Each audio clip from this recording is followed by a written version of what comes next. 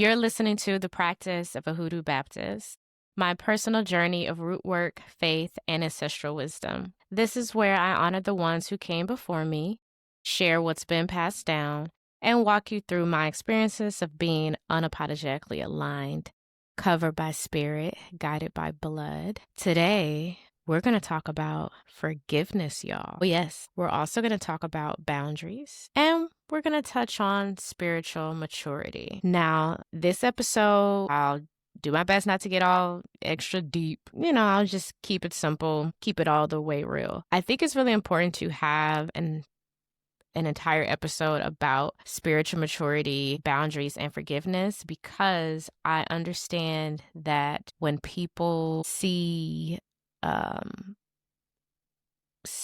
or have any interest in hoodoo, root work, African traditional religions, espiritismo, like when people are just naturally drawn to some certain things and they may look at like the aesthetic of it or how it looks. Yeah, I don't think people take into consideration like the level of how serious this is and the level of maturity that this requires. So yeah, I think this is necessary to talk about this. Now, let me set the tone. Forgiveness is sacred, but it's not a one-size-fits-all situation. I think when we're talking about forgiveness, it's super important to understand that is mandatory when it comes to growth, especially within this space. I also think that it's good to forgive. It's powerful to forgive. When I was little, or just, I guess just much younger, even as a teenager, when I would hear an elder say,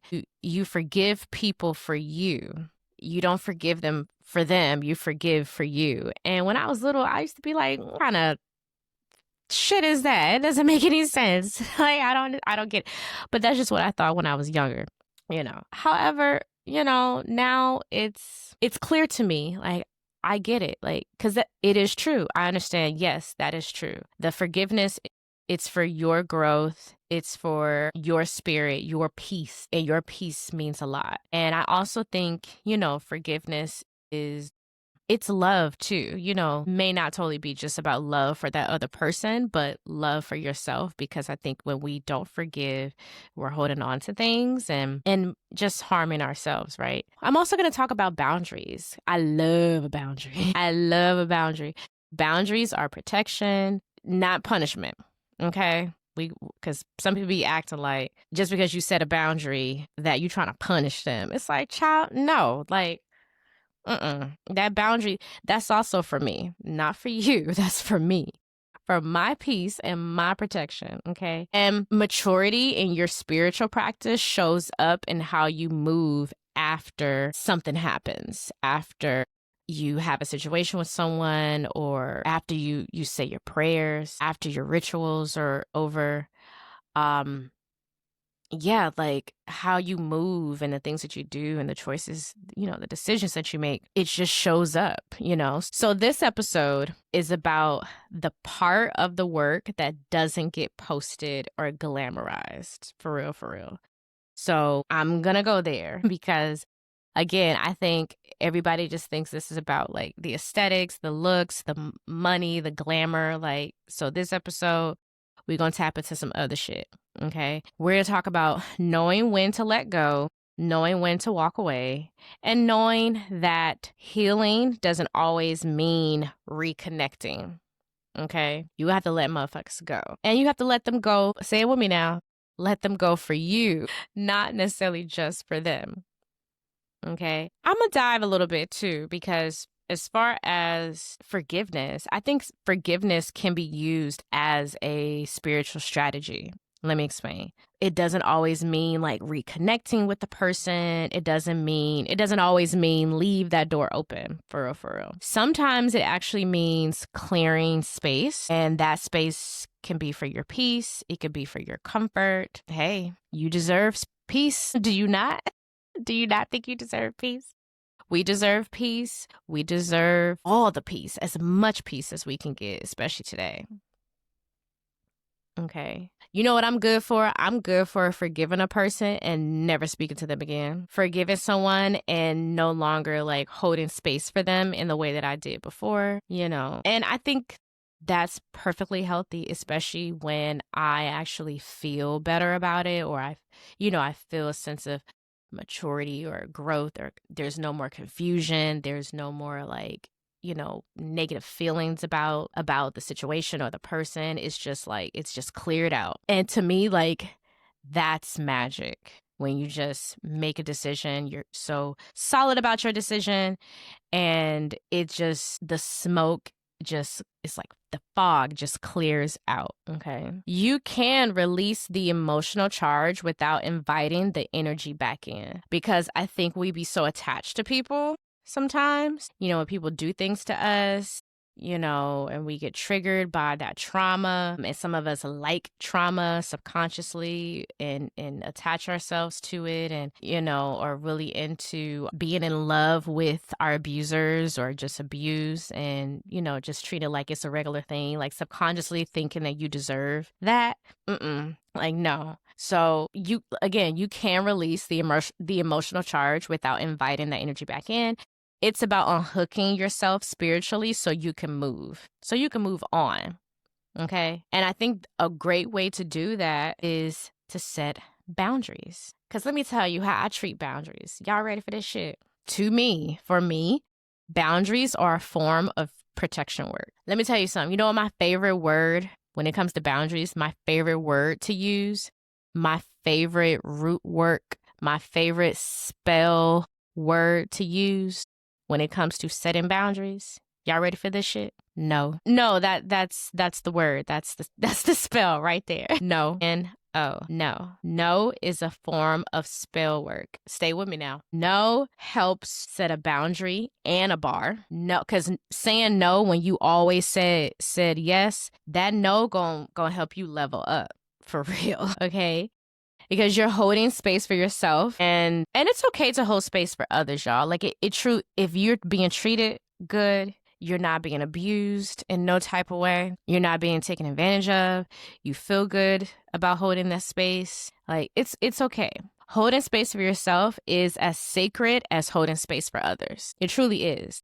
And I think we have to really think about why are we not holding space for ourselves when we should be? So that might be some good like introspection for real. So if that's the issue with you, if that's the case, definitely think about that. Like, am I holding space for myself the same way that I hold space for others? Do I not look at that as like, no, a healthy balance? Like, yeah, might have to look into that, because you're worth it, right?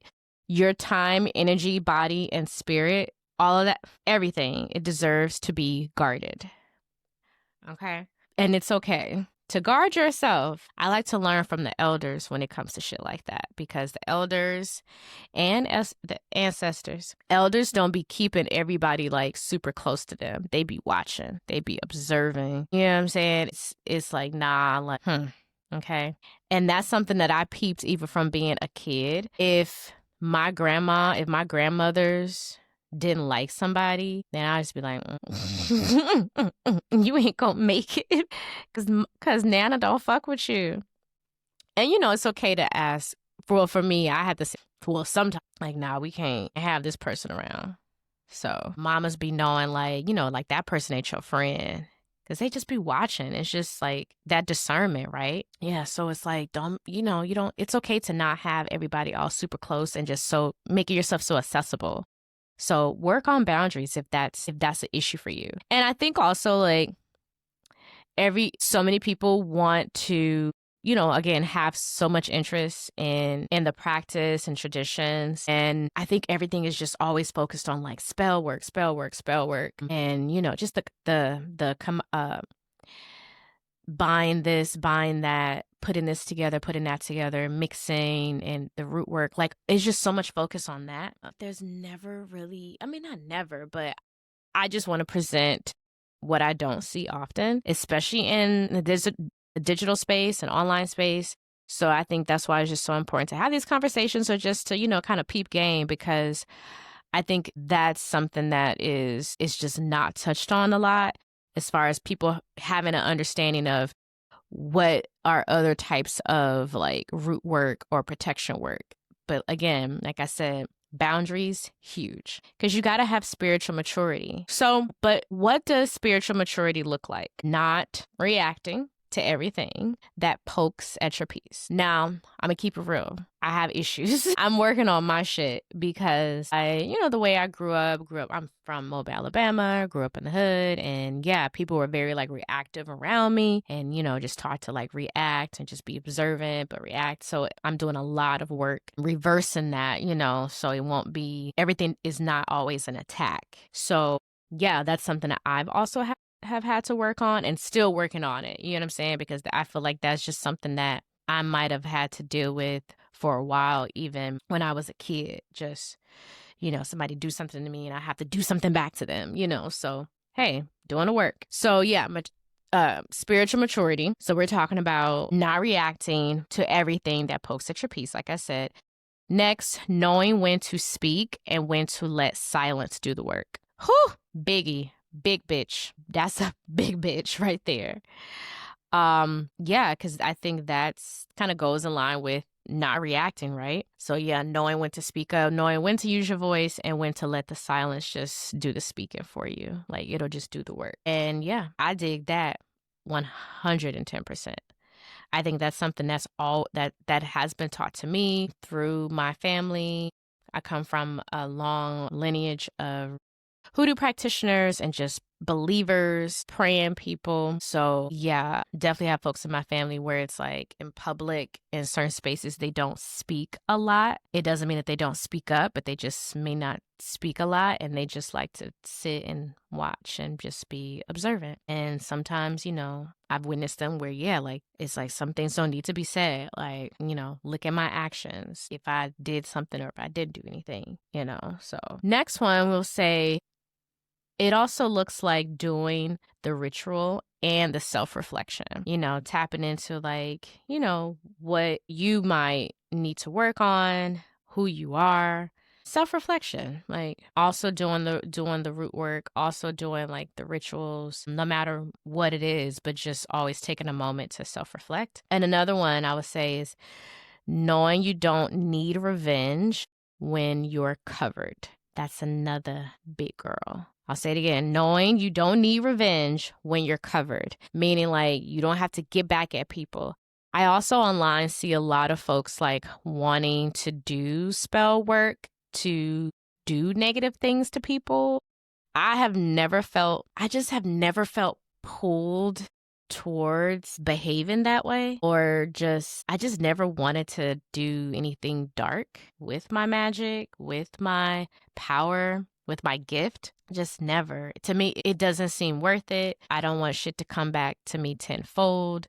I don't want shit to come up later when I'm in that ancestral realm, my next life, after like I just I don't want to hear it.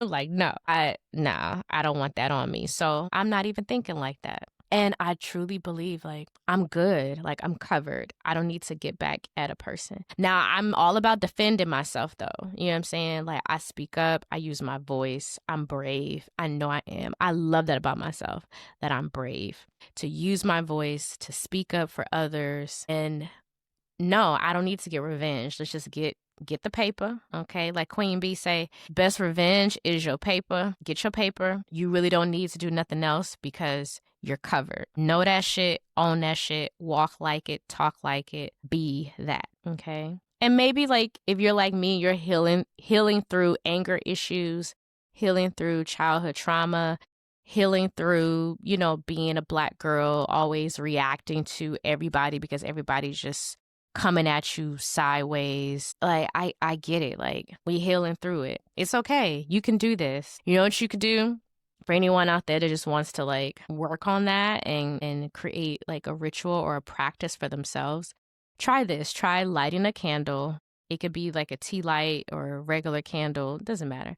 Try lighting a candle. Do a quick cleanse if you have some Florida water, a little spray, you have an anointing oil, um, That's good. Some lang lang, essential oil like a lavender. Or just anoint yourself. Just anoint yourself. Write a prayer and then speak out loud what you write. Okay. And try doing that. Do that for 5 days straight. And when you reach the 5 days, do that. Do the 7 days, do a full week. And keep doing that. And maybe just do it after you've created a habit. And even if it's not about like creating something, I mean, like I'm all for like positive habits. So anytime you feel a moment where you're like stressed, or you might feel like you're getting back into like some old ways, or you feel angry about something, like you trying to get even on some shit or revenge, like practice that, do that, light you a candle, do a little cleanse, smoke, get some Palo Santo, get you some red dragon sage, or and just do a little smokiness cleanse, spray a little Florida water if you have some. If you're into making your own cleanses, I'm sure if you already have that, then you're just, spraying. But I'm just saying, like, write down a prayer and repeat that prayer and just have it on you whenever you need it.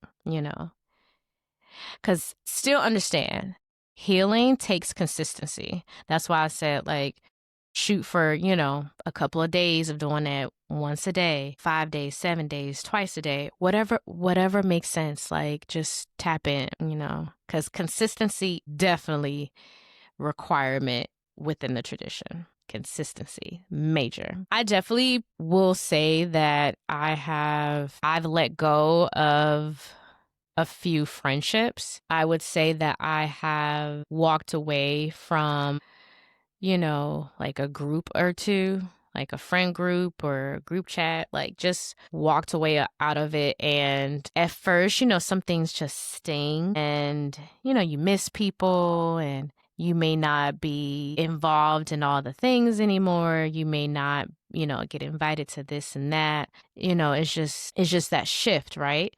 So sometimes, it stings. However, for me, the peace that I felt it was just so clear. It felt like a weight had been lifted off, and it wasn't out of bitterness, or even being petty. Like, it wasn't out of anything like that. But yeah, it's like I remember it was just kind of, for me, it's like a ripple effect. Like, stop being friends with one person, then stop being friends with this other person that's connected to that person, or just, didn't, in that overall, just decided to just, I forgive you, but I don't want to be friends with you in the capacity that we were friends before. Matter of fact, I don't want to be friends at all. But I love you, I respect you, and we had a great time. We had some good times. Girl, we had some good times. And I cherish that. And that's it. Take care, And just time, going by, and it's like, yeah, this feels, I like this over here. Yeah, because spirit definitely showed me that I had leveled up when it came to like my spiritual maturity, because I wasn't afraid of being by myself. I'm also an only child. I'm definitely a solo artiste at heart. I'm super comfortable being alone. I find peace in solitude. And sometimes that scares people. Some people think it's weird. But to me, I'm like, how could you not be cool with being by yourself? So yeah, it was just like, this level of independence in a way that I haven't felt, or maybe I felt around like when I was like in high school, like that new independence you just have. And it's like, yo, like, this is okay. Like, I like this. This is awesome. So yeah, I'm like, I'm okay. Spirit showed up like, you're okay. Everything's good. And yeah, on the other side, it was just a lot of peace. No nonsense, no confusion, no noise. Man, yeah, because when you have this friend over here that got this problem with this nigga, this friend over here that got this problem with this other woman, and this friend over here that is just all over the place and disorganized and, horrible with money or horrible with other people, and then a mean girl, and it's just like, no, I can't. And it was just such a shift too, like a conscious shift for me. It just felt like another level up, because how the things that I talk about are different. The books that I read are different. the conversations that I'm having are different and just feel it's more fulfilling. And, I'm just, oh, I should have mentioned this. When I decided to be sober, that was huge when it came to my friend groups and my personal circles. When I decided to be sober, overall people are like, oh, okay, cool, happy for you, blah, blah. But I think as time went by, I've stuck with it, and I'm not smoking weed and I'm not drinking alcohol. It's just like, okay, there's respect there, but there's always that little like, oh, okay, you really doing this. It's like, yeah. And then when I reached that moment where it was just straight up clarity and my thoughts were just more leveled and firm, and my decisions were solid, and I wasn't wishy-washy. And yeah, so it just, to me, it seemed like because I decided to be sober, I just saw through so much bullshit that just wasn't like cute anymore. It wasn't fun anymore. Certain people weren't fun anymore. Certain people were just not as like creative to me anymore. Yeah. And it's just my taste for everything, people, clothes, food, everything just changed. I wasn't attracted to the same kind of dude that I usually would be attracted to. Yeah, I was just kind of more open to even like talking to different, types of people. And I actually fell in love with it. I'm still sober. I'll be 4 years sober this fall. Yeah, and I'm gonna keep going. And it's interesting, like more people are learning that I don't drink, like because I go out. I never felt pressure to drink ever or to do drugs. I always made people feel a little bit bad if they offered me drugs. I remember one time, I live in Los Angeles. I remember one time I was at some house party. And somebody offered me some cocaine. I was like, oh no, thank you. I love myself. But you enjoy. You're like, oh, who is this? Yeah, child, I will hurt your feelings. Fuck around, try to offer me some drugs. Anyway, yeah, but I'm so happy though. I'm truly happy. I am I'm on a high, and the high is a sober high, but the high is just, it just feels like I'm just getting started with my growth. And because I'm a baby, I'm still a baby, in my mid-30s, I'm still a baby, okay? And yeah, it just feels like I'm just steady with my growth and my interests, decisions I'm making. Like I'm just getting there, getting there, getting there, getting there. And I feel good about it. I feel good about my pace, and I feel good about the small circle that I do have now, and the new people that are also coming into my life too. I feel like, the people who come into my life is, I'm conscious about them, like who I let in. I know some people have this whole hierarchy of friends type of thing. I think I'm really not into that. I think for me now, I'm just like, you in my life or you out? You in my circle or you not? You know what I'm saying? So, and to me, that's peace. Yeah. But I'm so excited too about new folks because now I'm clear. Now I see different. I see myself different. I see others different. And I love that shit. And I know that's all I have to give all the credit to the spiritual maturity, prayer, God, my ancestors, angels, guides, like that strength. I thank them. Thank y'all. All of y'all. Thank them for that, for sure. But listen, if you're in a place where you're wrestling with letting go, let me just tell you right now, you are not weak. You are not weak. You are growing. Let yourself grow. Don't feel bad about growing. It's okay. It's beautiful over here. Trust me. And I think growth may not always feel good. Like sometimes it is painful. Sometimes it's uncomfortable. Sometimes it's itchy or whatever. But I think growth is beautiful. So don't let anybody rush you into forgiveness, or don't nobody try to pressure you into overexposing yourself, okay? Let spirit guide your boundaries. Let discernment lead your love. Whew, I wasn't too harsh, was I? I don't think so. I don't know why I thought it was going to be a little rough, because it could be a little bit of a touchy subject for some folks. Because I think forgiveness sometimes, it could be really hard, especially where you're like, damn, like, am I at that point? Are we here now where I need to just let a motherfucker go? Am I here now where I need to just forgive and let go myself? Let go of those thoughts, let go of that trauma, let go of that situation, this person. You might be right there. Because guess what? If you're right there, you never know what's on the other side. On that other side, though, on the other side of that situation, that peace, it's peace on that other side. It's quiet on the other side. It's more opportunities on the other side. It's better friends on the other side. It could be a love connection on the other side. Like, it could be so many things. So that's why I'm like, we got to be doing this work, especially if we're going to be in this practice, especially if we're going to carry on our ancestral wisdom, to be able to receive that ancestral wisdom. You can't receive your ancestral wisdom if you hang with a bunch of YNs. So again, in closing, don't let nobody rush you. Take your time. Let spirit guide your boundaries. Let discernment lead your love. You've been listening to The Practice of a Hoodoo Baptist. This is my altar, my process, my truth. This is what I speak, what was once kept in silence. Covered by spirit, guided by blood. Until next time.